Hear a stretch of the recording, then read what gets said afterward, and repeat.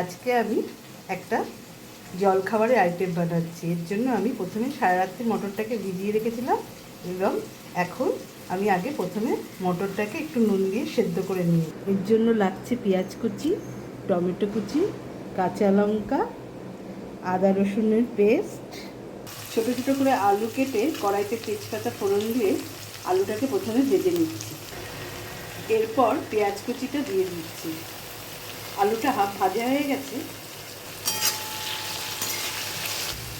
এরপর টমেটো কুচি দিয়ে দিচ্ছি, কাঁচা লঙ্কা, আদা রসুন পেস্ট, একটু কাশ্মীরি লঙ্কার গুঁড়ো দিয়ে দিলাম, আর এখানে একটু ধনে আর জিরের গুঁড়ো।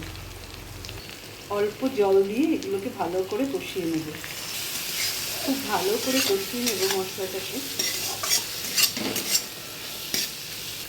মটরগুলো দিয়ে দিচ্ছি।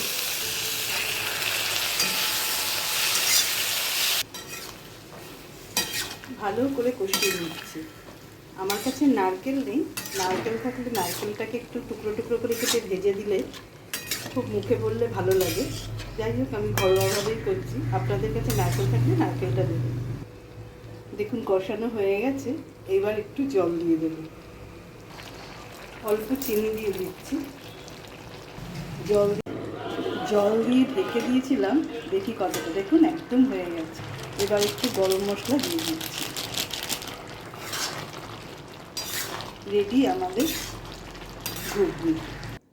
রেডি আমাদের ঘুগনি।